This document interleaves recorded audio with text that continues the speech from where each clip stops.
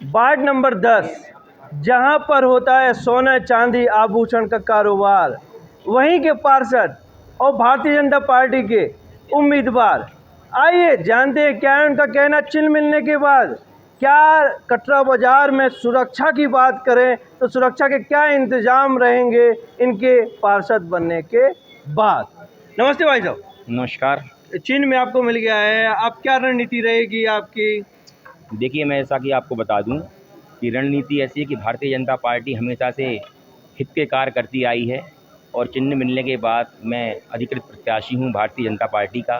चूँकि मेरा वार्ड शहर का सबसे हृदय स्थली का वार्ड है, जिस वार्ड में शहर का पूरा बाज़ार, जहाँ पे सराफा बाज़ार तो महत्वपूर्ण वार्ड है, सराफा बाज़ार वो हमारे ललितपुर में, वो मेरे वार्ड में ही आता है और तमाम बाज़ार मेरे वार्ड में आते हैं। तो इसलिए बहुत ज़्यादा मेरी बहुत ज़्यादा काम करने की जो हमारी भावना है वो वार्ड में रहेगी कि मैं बाज़ार में जो कमियां हैं, जैसे कि हमारे बाज़ार में सबसे बड़ी मेन कमी जिसको मैं बोलूं तो पेशाब घर की है, जहाँ पे ना महिला पेशाब घर ना पुरुष पेशाब घर, वो एक सबसे बड़ी कमी मुझे कई वर्षों से महसूस होती है।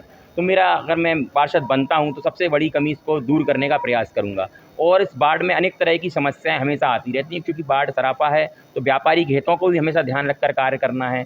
वार्ड में सफाई की व्यवस्था और आपकी जैसे बहुत ज़्यादा मच्छर फॉगिंग की व्यवस्था, लाइट की पर्याप्त व्यवस्था हो, सबसे बड़ी बात कि बाज़ार में सीसीटीवी कैमरे का ना होना। तो मेरी पहली प्राथमिकता रहेगी कि सीसीटीवी कैमरे पूरे बाज़ार में सुरक्षा की दृष्टि से लगाए जाएँ।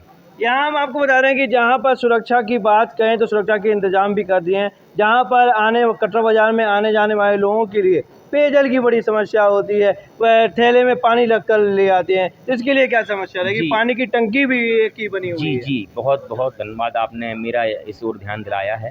मैं पूरा प्रयास करूँगा कि बनने के बाद ऐसी छोटी-मोटी जो भी समस्याएँ आएँगी उनको तुरंत दूर किया जाए।